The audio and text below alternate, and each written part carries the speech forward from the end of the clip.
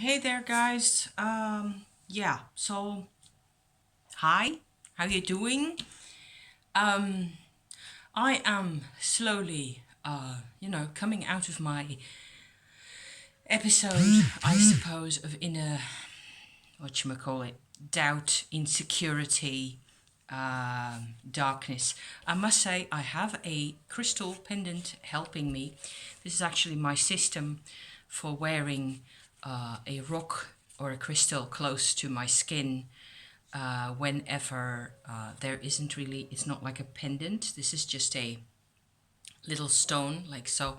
This is an Apache tear, and I really want to recommend this really gorgeous grey, translucent, slightly translucent type of obsidian, because this stone has been ever since last week. I made my little grounding crystal setup here. This one is part of it normally. I have noticed that this little crystal is really, you know, helping quite a bit, and I've wanted to wear it close to my, on myself for quite a bit now. So now I have finally decided to take out this little thing and just stick the stone in there, and in it goes. And it's strange how much effect you can have from having the right type of stone or crystal in your close proximity, because I can tell the difference for myself. It's amazing, really. It's supposed to be a stone, Apache tear, for sadness. And the funny thing is that I am apparently not even really aware of the actual sadness inside. So I gotta, there's apparently some type of irregularity there. I'm not aware really of my inner disharmony or being out of balance or any of it. It's just that after a while, I feel myself getting heavier and slower, and I find things harder to do. I just don't really get in the type of energy that I'm used to for doing all sorts of things. I've been quite active, but it's like everything's got this grey veil over it. And the funny thing is, wearing this grey stone sort of makes the veil fade away. Strange. Strange, but really good. And I really appreciate it at this moment, because I think I've been doing really well. I have finished my big tarot bag sewing process. This is the result. Isn't that cute? This is a like a boxwood Ankh symbol, Egyptian eternal life type symbol, that I just thought looked so gorgeous together with all the special fabrics and all. So this is what that looks like. I've got, I will show you what's inside. I'm quite pleased with this, even though it is rather taller and narrower than I was expecting from how this has turned out. But still, I can store quite a lot of my stuff that I wanted to have in here. Fits in here perfectly. And so the technique that I've been using to make this worked rather well. So I'm quite pleased. So what I've got in here is basically my Kabbalistic tarot. Ugh, of course, I dropped it. I'm human, I drop things. Don't pause the video, it's not that much of an issue, right? Kabbalistic tarot, and a little pouch that so far isn't really all that much to look at. It's just a linen little fabric that I've got in here as well, that I stitched all the patches on top of. And this holds my halfway finished, really, Ceremonial de la Roca project, as it is turning out now. And what I'm doing with these cards so far, I have, let me show you, since the backs of these are red cardboard, I am edging the whole thing in this red felt tip pen. That one was done also. So it looks, there will be more. I will do more, you know, fiddly drawing bits to this deck, I think. I have wondered also whether it wasn't really the Kabbalistic tarot that I was looking for, and I just tried to do my own thing, because there it is, the Tree of Life. Also, again, for the Ten of Pentacles in this deck. There are some similarities and some overlaps between these decks, and luckily, I mean good, right? Because there's also quite a bit about the astrological correspondences in this lot, and here the Two of Pentacles, for example. Well, yes, of course, the value of this deck is again a bit different. It's all very I'm trying to, for myself at least, resuscitate some of the old knowledge. There's probably a hair on my glasses or something like that, because they just keep twitching and fiddling. Anywho, this one has lunar mansions, so something that looks like lunar mansions, to me at least, decans of astrological signs at the top. And like you've seen last week, I have sort of stuck the image that I liked from the De La Rocca tarot over the top of the image that was there in many cases, not in all cases. So I still got this little cardboard project going, and I will probably get back to that also fairly soon. Maybe I can take it along tomorrow because I'll be on the road. So we have a Three of Cups here, and they have these interesting sigils. There's angel sigils at the bottom of each card, and I've been looking up quite a bit of that symbology. I call them angel sigils, but they're really also sigils and symbols for demons as well. So scary. I have found an interesting website. Was that a WordPress blog or wasn't it? I don't think so. I will stick the link in the description to this little tale here for you to have a look at if you're interested in sigils, because I thought that was a really cool website. I just find that I would like more, you know, to spend more time either on the computer or printing stuff out and reading it here on paper, or even go to the extreme length of buying an actual book. That's also an option, right? Oh my gosh, I really feel better.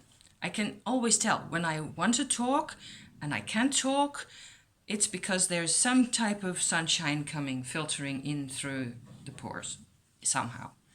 So, in parentheses, I want to do quite a bit of research. In many cases, I have, in the cases of the minors, the names of the actual sigils are also on the cards of the demons or whatever they are.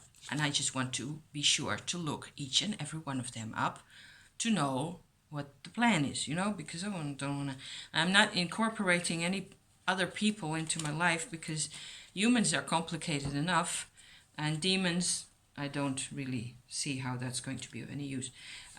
Also, I am very much of Protestant descent myself. It's, I don't know. I thought they were all angels, and angels are okay in my book.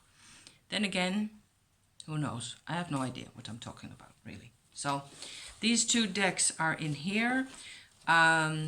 This being ceremonial magic deck, originally I thought I should say it is a deck for ceremonial magic. I should do a lot more research, certainly, which is fun. So I will be investigating the names and the symbols. I have already printed out some of them in here, just simple Wikipedia files. I've also found how a number of those symbols were actually made. This is like one of the techniques, and there is more in here. This is a bit fainter. I don't know if you'll be able to see that. In here, these circles have letters in them, and what you do is you sort of trace out from one, mainly they're consonants, I think, from one letter the name you want. Say you want to write Raphael for the angel name Raphael, okay? You go from one letter to another, and then you get like a pattern of lines, really, starting at one end here, for example. This is another similar approach where, see, you go through a square block of, I think, numbers. So there's a lot of history in that, and I printed out some data from different files. I've also found websites that have more intel on angels and so on and so forth. And this is the one I was looking for. This is just a Wikipedia page that has all these pretty sigils. A lot of this is all over the internet. If you type in Goetian, Goetian, Goetia, sometimes without the N at the end, symbols or sigils, you get all this intel. I'm not completely sure how useful this is going to be. The funny thing is, the sigils themselves have always appealed to me a lot. So maybe that's enough, I don't know. So those two, the Kabbalah business turns out to be a bit more serious for me and interesting. I've also got in my little handout here this Tree of Life, which didn't print out all that really well. It's pretty with the colors, but this one is actually slightly clearer. It also has all these names of each of the Sephirot, like so. So I can now, at least I can look this up, and I should probably make some sort of, probably draw that myself, right?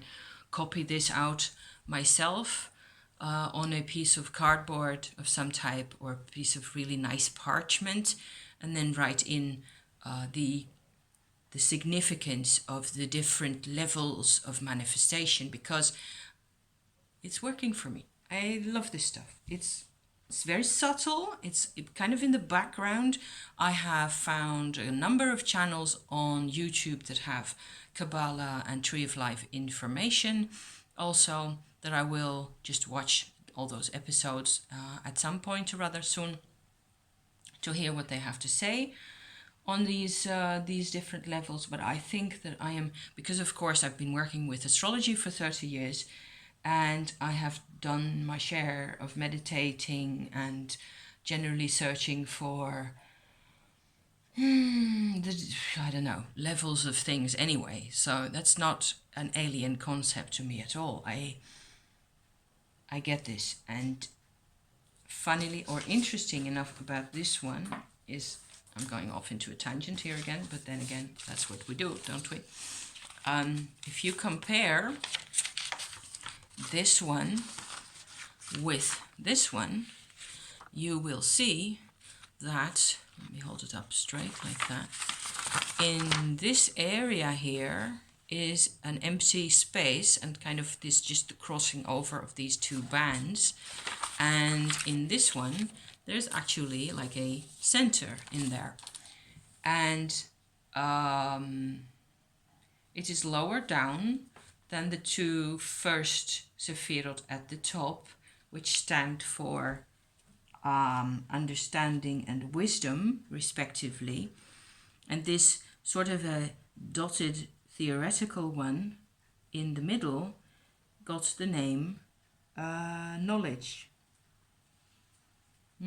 I'm not completely sure who is responsible for this this analysis here, but there's different versions. Let's agree on that, okay? And it's cool, and I love it. And I've got this heritage that apparently at this point in my life, it is turning out to be a possibility for me to work with this. In the past, it always all of this used to be just over my head, like so.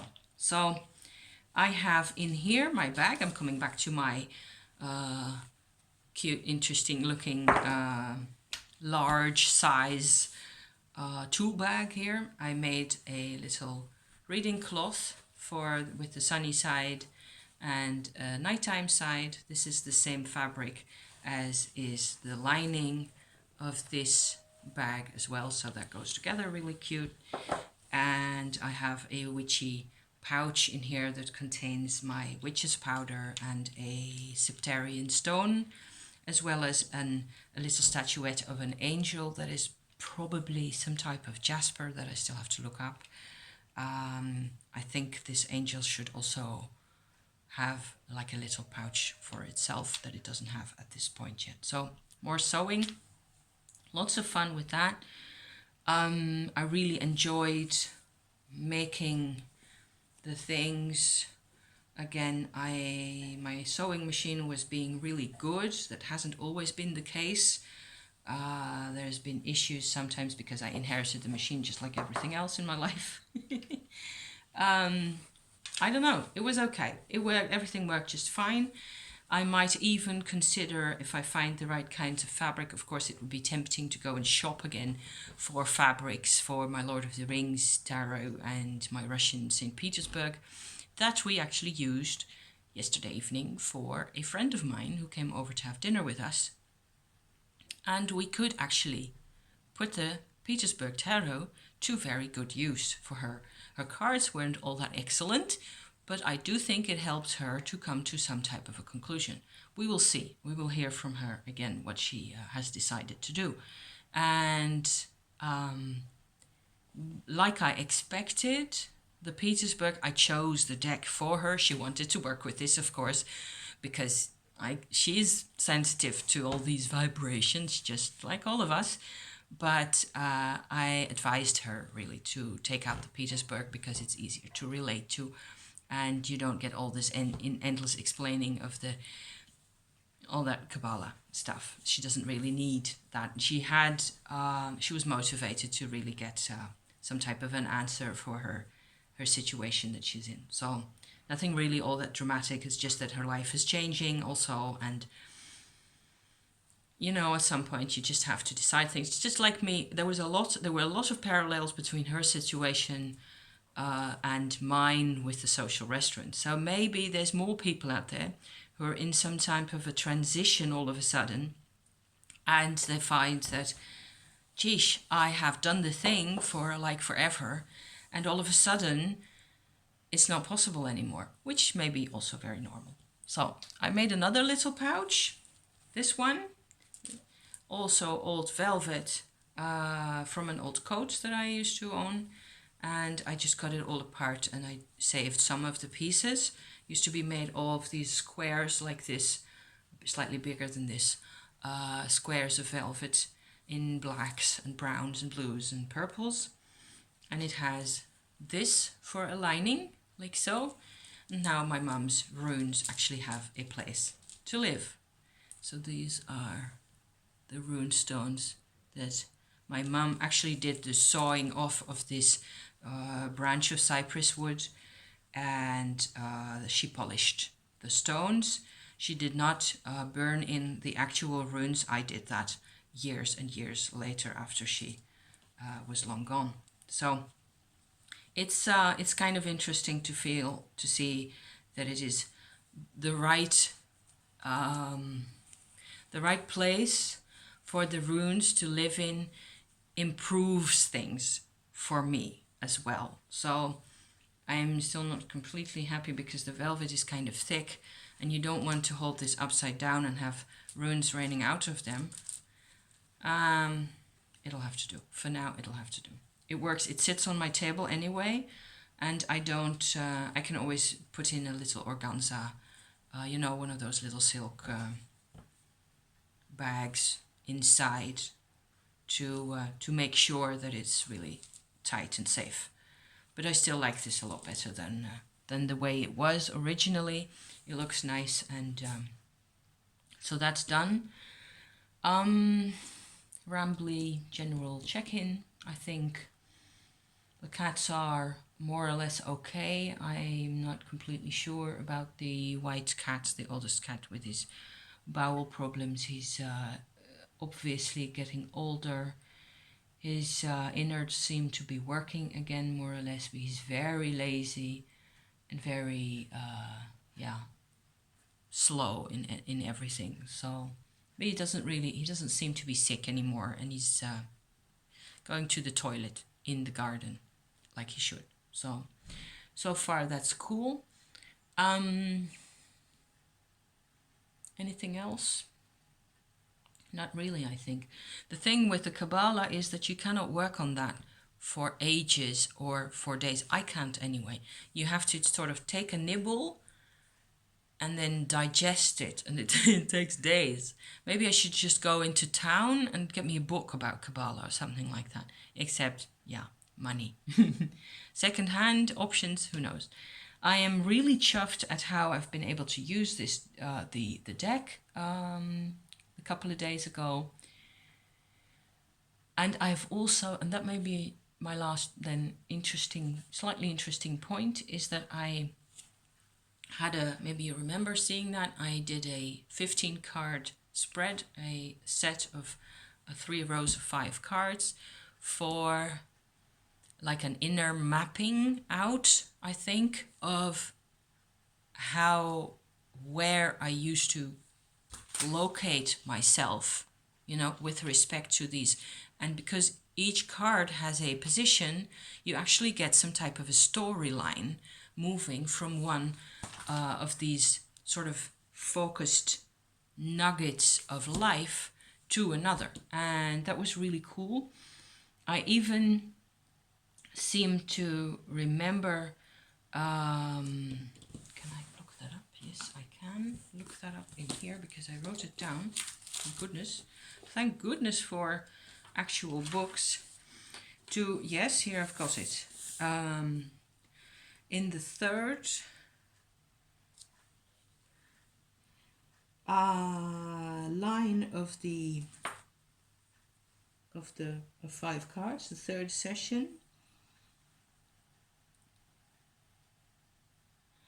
I am hesitating for a second here, but I still believe that the 6 of Cups and 10 of Cups cards in these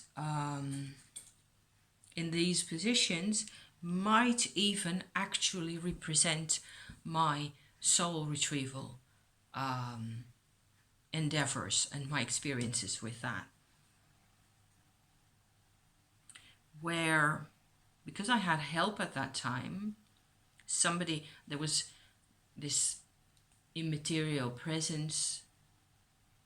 How do I put that it makes any sense at all? This is going to be soul retrieval revisited kind of an episode here, I think.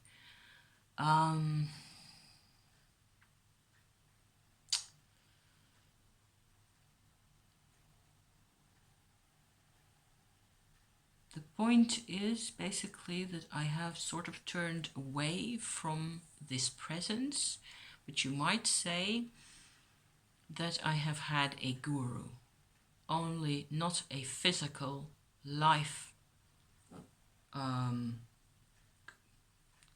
being close with a physical person who has these qualities, who is a teacher in this way, and which you normally would associate with having a guru. And in a quite a large extent, the message, if you like, or several messages, the wisdom of this person was sort of translated through a few other people for a while. Only I think I picked up on this vibration of this immaterial person. I'm being very vague, I know. I am not talking about an angel. It is someone who has actually lived quite a number of times, I think, who has had the life of a spiritual guide in the first half of the 20th century, in Europe as well as in India. And I had never heard of her myself, sorry, before encountering the people that I encountered, who transmitted some of their experiences with her. Some of them actually had experiences with her personally to me. And afterwards, what I did is I read up on what her life had been like, and I sort of connected with that energy easily.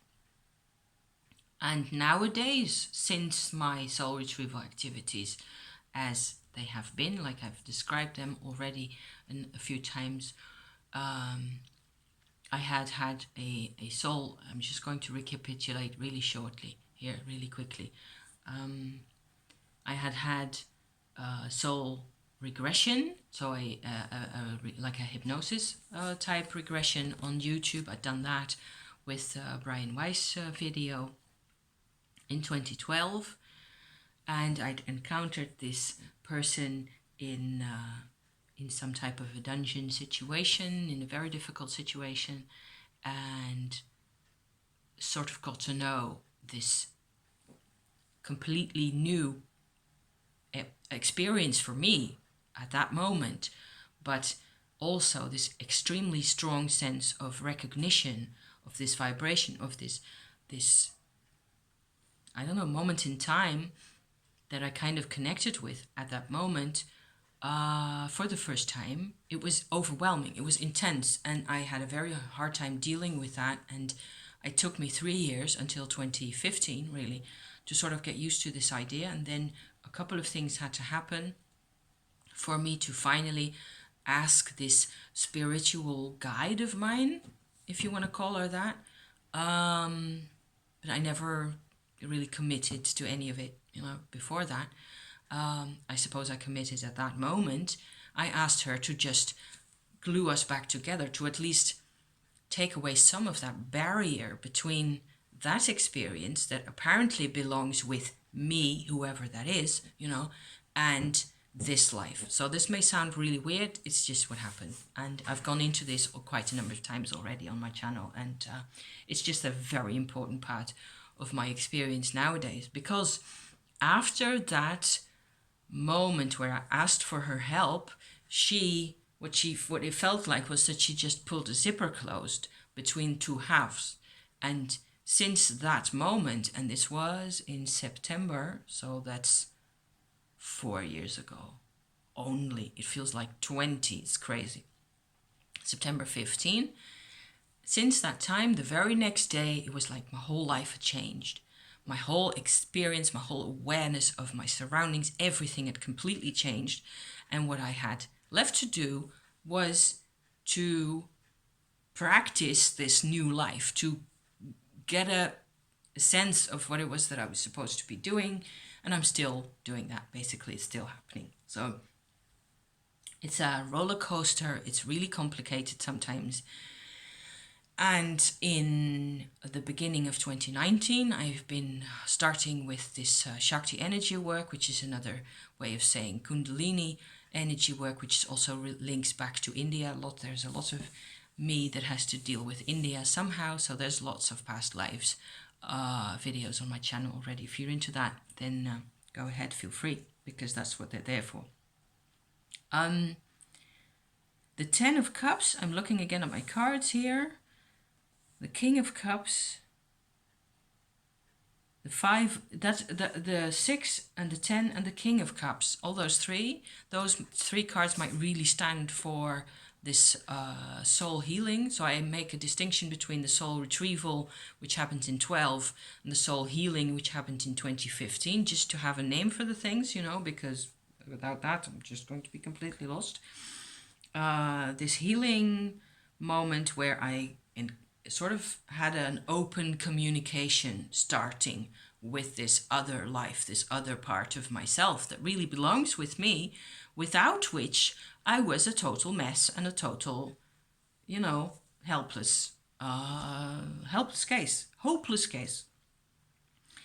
And these three cards, really, I can see how they would represent, even the King of Cups might represent her influence on me at that point really well. So after that, I get the Five of Wands and the Knight of Swords, who both really kind of exemplify my struggle, I think, to manage all these new influences in my life and manage when I'm still in the middle of that, you know, messing around, trying to integrate mostly emotions and ideas and experiences that are utterly normal, standard operating procedure for most people because they grew up in a different type of context than I did. So that is just a sort of a little backtracking to this Kabbalistico reading bit here that I've got.